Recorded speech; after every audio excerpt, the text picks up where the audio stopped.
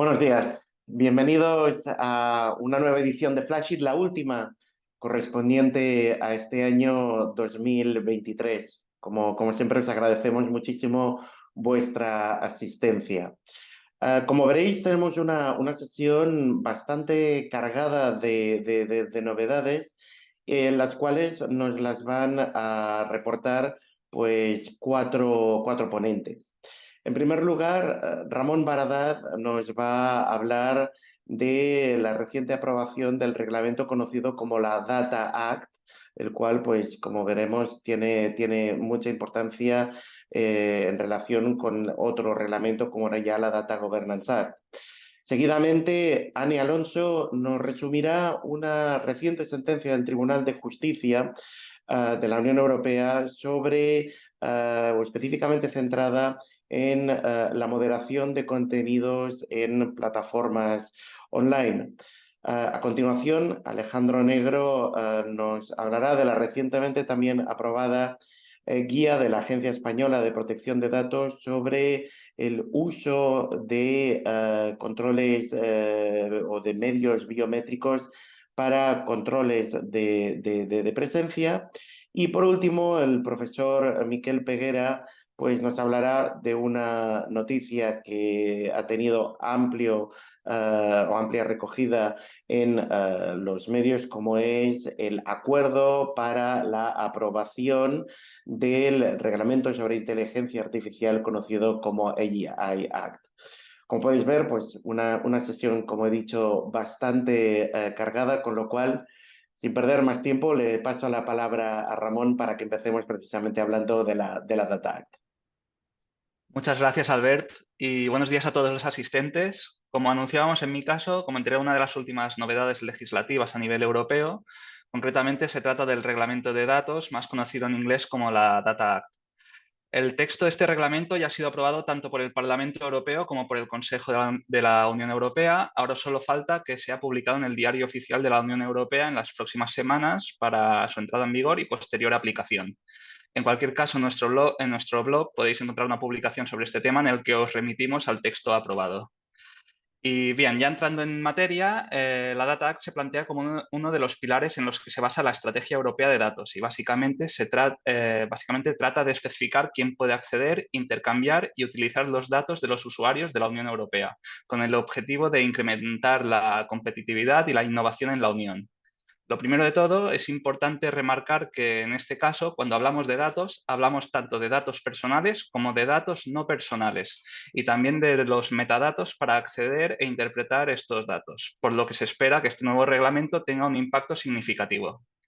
Y en cuanto a los datos a los que el legislador quiere facilitar el acceso y su intercambio, estos son básicamente los pertenecientes a los usuarios de productos conectados y de otros servicios relacionados. Principalmente, pero no exclusivamente, estaríamos hablando de datos generados por productos o servicios relacionados con el Internet de las Cosas, o en inglés el Internet of Things. Bien, y ahora brevemente vamos a comentar algunas de las principales características de este nuevo reglamento para las empresas. En primer lugar, establece las condiciones en las que los titulares de los datos pueden poner datos a disposición de terceros destinatarios y también indica en qué casos los titulares pueden acordar una compensación con estos terceros. En segundo lugar, la Data Act pretende facilitar la interoperabilidad de servicios, además de facilitar también el cambio de proveedores de servicios de tratamientos de datos, con mención expresa en este caso a los proveedores de servicios en la nube. No obstante lo anterior, también el legislador es consciente de que el acceso y el flujo de datos comporta ciertos riesgos, de modo que ha establecido algunos límites al acceso e intercambio de información para favorecer la protección de los derechos de propiedad intelectual y secretos comerciales y también la protección de otra información especialmente sensible de las empresas. Además, sabiendo también el legislador que la relación entre las partes sujetas a la Data Act básicamente basa por regular contractualmente la posición de cada una, el reglamento contempla una lista de cláusulas abusivas o presumiblemente abusivas para proteger a la parte más débil de esta relación contractual. Y ahora, teniendo todo esto en cuenta, para que nos hagamos más a la idea, la Data Act podría servir, por ejemplo, para que el propietario de un coche comparta los datos generados por el uso del vehículo con su compañía de seguros y obtener así una póliza que se ajuste mejor a su situación, Otro caso sería el de un proveedor de servicios postventa, pongamos por ejemplo una pyme como un taller de reparación de electrodomésticos, que quiere tener acceso a más información del fabricante, que es una gran empresa. De esta forma, con la Data Act, la pyme podría tener acceso a mucha más información sobre los electrodomésticos, por ejemplo, sobre el rendimiento y la vida de la batería de determinados productos, y así luego ofrecer mejores servicios y competir en igualdad de condiciones con la gran empresa. Ya para terminar, recordemos que la Data Act tiene rango de reglamento y, por lo tanto, es un acto legislativo vinculante y directamente aplicable a todos los estados sin necesidad de transposición. Se prevé que entre en vigor a los 20 días de su publicación en el Diario Oficial de la Unión y la mayor parte del texto será aplicable a los 20 meses desde su entrada en vigor. Por supuesto, os mantendremos informados de cualquier cuestión relevante que surja en torno a este nuevo reglamento. Y hasta aquí mi intervención. Muchas gracias a todos por vuestro tiempo y os dejo a continuación con mi compañera Ane Alonso, que nos comentará una novedad jurisprudencial. Hasta pronto y felices fiestas. Pues buenos días, muchas gracias Ramón por la introducción. Como bien adelantaba Albert, yo esta mañana vengo a hablar sobre pretendo hablar sobre una sentencia del Tribunal de Justicia de la Unión Europea que tiene especial interés para las plataformas en línea que están ubicadas en más de un Estado miembro de la Unión Europea. Se trata de una sentencia referente a una ley de moderación de contenido que se aprobó en 2021 en Austria y que la particularidad es que aplicaba no solo a las plataformas ubicadas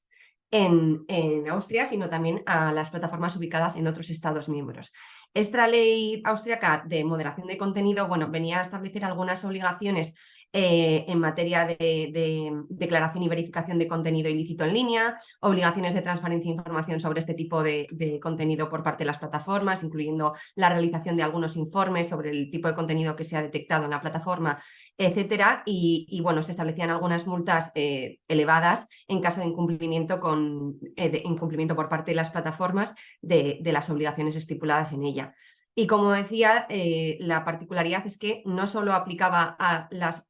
aplica esta ley a las plataformas ubicadas en Austria, sino también a plataformas ubicadas en otros territorios, incluidas las plataformas ubicadas en Irlanda. Entonces, bueno, como muchos sabréis, muchas de las plataformas en línea, sobre todo las de gran tamaño, que tienen presencia en varios Estados miembros, están sitas en Irlanda, y algunas de ellas, en particular en este caso Google Ireland, Meta y TikTok, al encontrarse con esta ley que les obligaba, a pesar de estar situadas en otro Estado miembro distinto a Austria, iniciar un proceso ante los tribunales austriacos que alcanzó el Tribunal Constitucional, y este elevó una cuestión prejudicial en referencia a esta norma, puesto que se planteaba si este tipo de normas abstractas y generales son de acuerdo con la directiva o están de acuerdo con la Directiva de Comercio Electrónico, por suponer un obstáculo a la prestación de servicios en la Unión Europea y por ser abstractas y generales y no particulares, ¿no? Entonces, el Tribunal Constitucional austriaco elevó esta cuestión y, en efecto, el Tribunal de Justicia de la Unión Europea concluye, también en línea con lo que dijo el abogado general,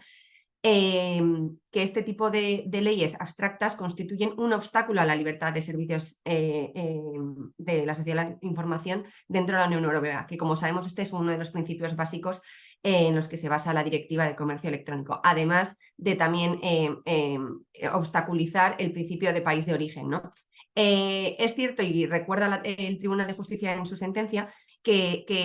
existe la posibilidad de que los Estados miembros, en ciertos casos particulares, por ejemplo, cuando se trate de proteger el orden público o la protección de la salud, también pública, la seguridad pública o la protección de los consumidores, en caso de que este sea el objetivo de una norma nacional, se puedan aprobar lo que vienen siendo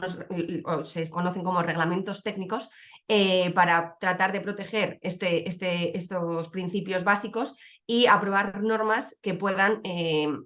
bueno, ir en contra del principio de país de origen y también de la libertad de prestación de servicios en toda la Unión Europea. Pero bueno, el Tribunal recuerda que es solamente en casos específicos en los que se persiga o el objetivo sea proteger estos principios y además siempre siguiendo el procedimiento que aplica, que como sabréis es la notificación tanto a la comisión como al país de origen en el que radica la plataforma, para que éste apruebe o ambos aprueben y confirmen que el objetivo y la norma se ha aprobado con el fin de proteger los principios básicos de orden, salud y seguridad pública. Y como en este caso no se trataba de una de esas circunstancias, ¿no?, en las que se tasa la ley para poder aprobar este tipo de reglamentos técnicos, ni tampoco había habido una notificación, y además, al ser una norma general y abstracta que aplica de forma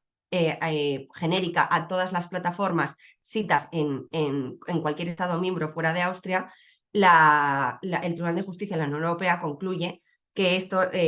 supone un obstáculo a la libertad de servicio, a la prestación de servicios en la Unión Europea, también un obstáculo al principio de país de origen y todo ello pues en detrimento de los objetivos que persigue la Directiva de Comercio Electrónico. Y por lo tanto recuerda o concluye que solo se permite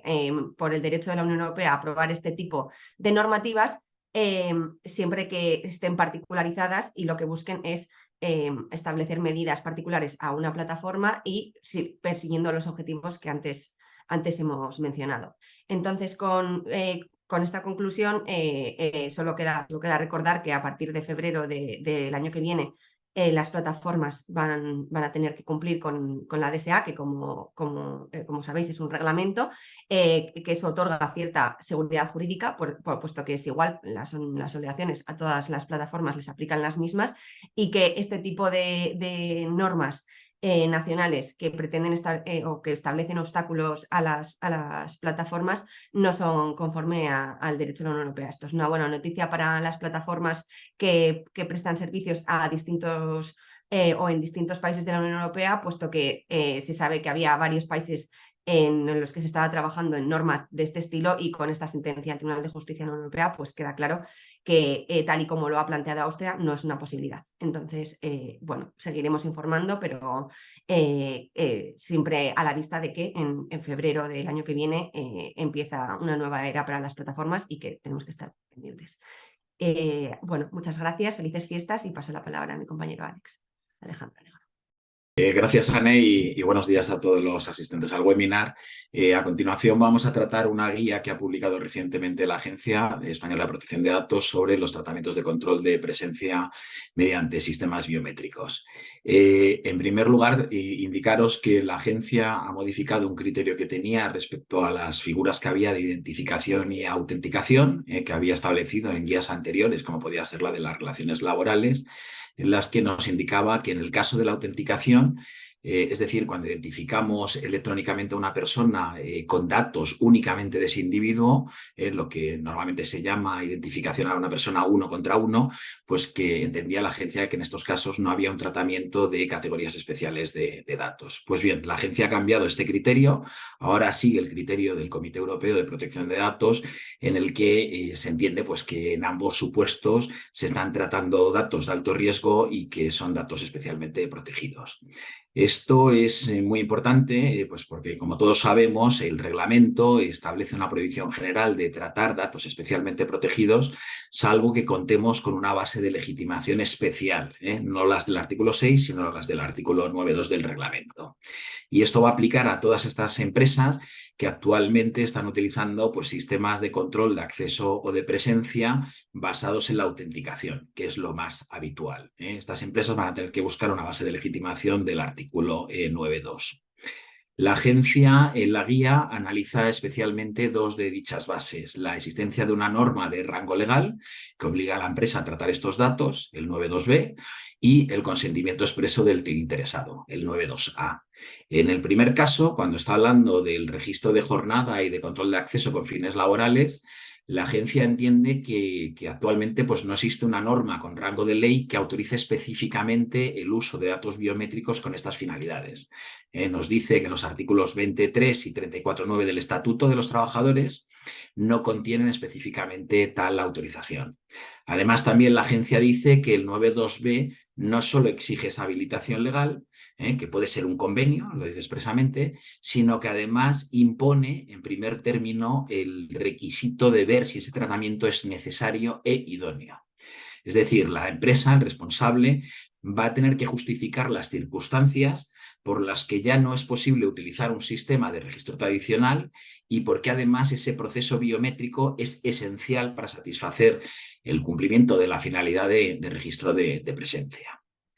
Respecto a la otra base legal, que sería el consentimiento, el criterio que teníamos en el despacho hasta ahora era que, oye, que las empresas siempre podían también tratar datos biométricos de sus empleados si solicitábamos un consentimiento expreso y si al mismo tiempo le estábamos facilitando una alternativa, como puede ser el acceso mediante la tarjeta de toda la vida. Esta recomendación que nosotros dábamos parece que la agencia también en un principio la está aceptando, lo dice expresamente, pero luego la agencia nos indica que si estamos ofreciendo un medio equivalente para ese control de acceso, como podría ser la tarjeta que os indicaba, pues en ese caso el tratamiento de los datos biométricos deja de ser necesario, porque no se estaría cumpliendo con el principio de minimización. Es decir, parece que la agencia solo considera adecuado este tratamiento basándonos en el consentimiento si se puede justificar que el medio alternativo ofrecido a los empleados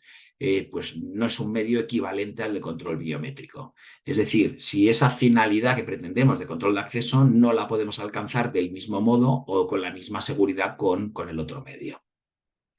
Es importante también tener en cuenta que independientemente de la base legal que estemos utilizando, la agencia obviamente pues, nos exige que la empresa acredite objetivamente que dichos sistemas de tratamiento son necesarios e idóneos. Es decir, nos recuerda que tenemos que hacer un análisis de riesgo, que tenemos que hacer una evaluación de impacto, y aquí también recordemos todos que las evaluaciones de impacto no son una obligación formal, no podemos hacer un documento forzado que certifique que ese tratamiento que queremos llevar a cabo está bien, simplemente porque nos interesa, y evidentemente tendremos que hacer el test de idoneidad, necesidad y de proporcionalidad, ¿vale? Estos 3 exámenes o pruebas que acabamos de indicar los tendríamos que haber realizado ya antes, pero evidentemente a partir de ahora deberíamos de hacer una revisión de los mismos para ver si cumple con los criterios de la agencia, los nuevos criterios de la agencia. Recordaros a todos que la agencia ya ha puesto algunas sanciones, todas ellas alrededor de 30.000 euros por no llevar a cabo este tipo de controles objetivos. Y por último ya, en conclusión, pues indicar que la agencia no ha prohibido de facto el uso de estos controles biométricos para el control de acceso, aunque sí que los está haciendo de difícil utilización. Parece que la opción más viable que nos está dando es que haya una base legal, aunque como actualmente no hay ninguna, pues nos remite a la posibilidad de que existan los convenios colectivos, pero desde mi punto de vista también podríamos justificar este uso por el interés público esencial, si existen unas condiciones específicas de seguridad que lo estén justificando. Y por último, yo soy bastante crítico respecto al tema del consentimiento. Es cierto que el consentimiento es difícil en el ámbito laboral, pero sí que es posible, y el que haya medios alternativos, desde mi punto de vista, pues no puede entenderse con que automáticamente te cargues esa necesidad. En otros ámbitos hay situaciones en las que también hay un desequilibrio, por ejemplo, entre empresas y consumidores, y se dan varias posibilidades, pues por ejemplo, para pagar o en efectivo o en tarjeta de crédito, y eso no significa que que alguno de los criterios o alguno de los medios deje de ser necesario. Es decir, la recomendación a partir de ahora es que todas las empresas que tengáis sistemas de identificación, sobre todo con huella, pues que urgentemente hagamos una revisión de la necesidad de un control técnico y legal objetivo de los exámenes o de las pruebas que antes indicábamos. Y con esto felicitaros a todos las Navidades y doy paso a Miquel Peguera, que nos va a hablar ahora del reglamento de inteligencia artificial. Gracias, muy brevemente, porque ya estamos casi fuera de tiempo. Simplemente, bueno, hemos tenido la noticia tan esperada de que la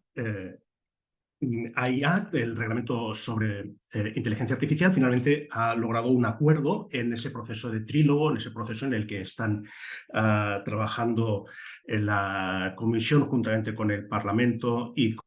con el Consejo para alcanzar un consenso de del texto final que parece que finalmente se ha logrado, ¿no? Como recordaréis, el texto se presenta del 22, el Consejo propuso su versión para negociar a partir de hizo más adelante, el 14 de junio, y desde ese inicio empezaron esos trílogos que han acabado este viernes con unas sesiones maratonianas, hasta que al final se ha alcanzado un acuerdo, cosa que no estaba del todo claro porque había habido un conato de que se iban a descarrilar las negociaciones, sobre todo por presión de Alemania, de Francia, por el lobby de algunas empresas locales. Se oponían a la introducción de normas en relación con los llamados modelos fundacionales o sistemas de propósito general, que finalmente sí se han incluido. Esperamos que no vaya a presentar esto un obstáculo para la aprobación formal final, que todavía tienen que dar tanto el Parlamento como el Consejo, y que por tanto podamos tener ya este texto. Las cuestiones especialmente debatidas habían sido, por una parte, la definición de inteligencia artificial, y aquí parece que se acoge la nueva definición propuesta el 8 de noviembre por la OCDE, que matiza un poquito la anterior. Por otra parte, y todo esto a partir de las pocas declaraciones públicas que se han hecho, hay que recordar que aunque se ha llegado a este acuerdo, pero no hay un texto todavía público, y de hecho lo están puliendo los servicios técnicos, por lo que todavía no podemos referirnos a articulado específico. Otro campo era el de cuáles son las prácticas prohibidas. Aquí las inicialmente propuestas por la Comisión parece que se mantienen y se añaden unas cuantas de las que había exigido el Parlamento, entre otras, por ejemplo, la categorización biométrica para inferir características sensibles o a partir de características sensibles conocidas o inferidas. También los sistemas de evaluación o de predicción de riesgo de cometer delitos o infracciones o de reincidir. También la utilización indiscriminada de imágenes captadas por cámaras de seguridad y algunas otras, como también la de inferir emociones en ámbitos educativos o en ámbitos laborales. Donde había más debate era sobre la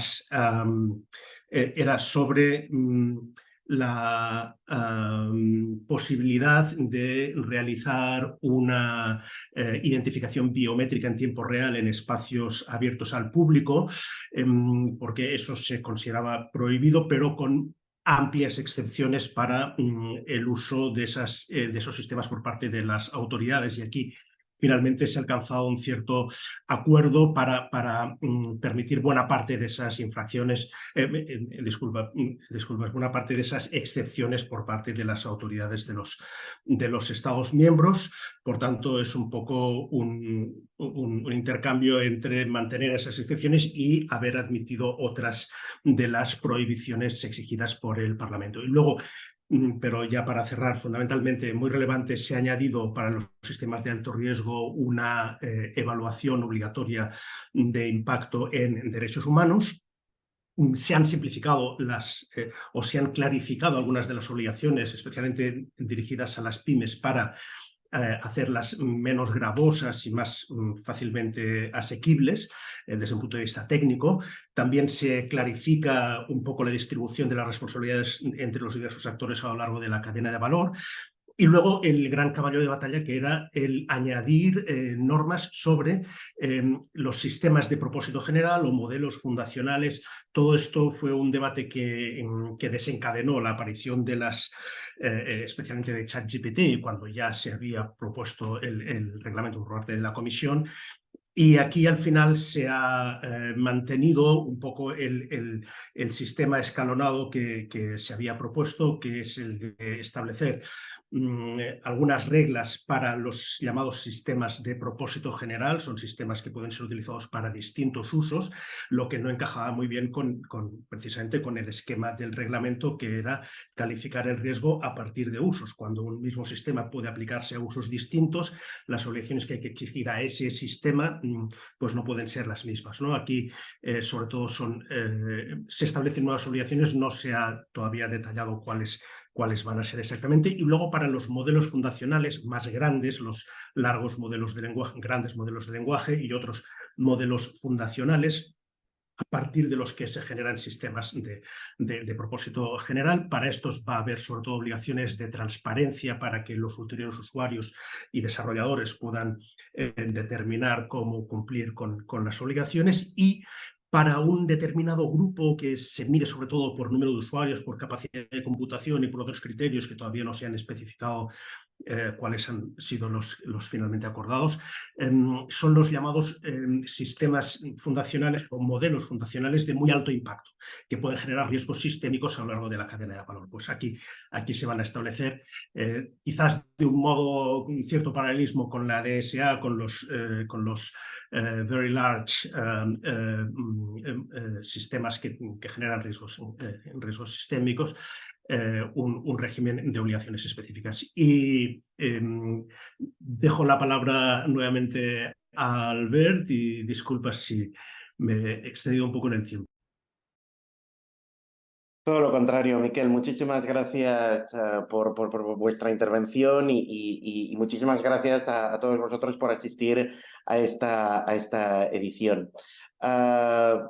Se termina el año, pero no se termina Flashit. Os invitamos a que os unáis a la nueva sesión que vamos a celebrar el 9 de enero. No es el primer martes, sino el segundo martes del mes de enero, en la que pues trataremos las novedades que se han producido en este final de año, que también se anuncia bastante ajetreado en cuanto precisamente a producción legislativa o de novedades jurisprudenciales o administrativas, ¿no? Con lo cual, no me queda más que concluir deseándoos, como os han deseado el resto de ponentes, lo mejor para las fiestas, lo mejor para el año siguiente, y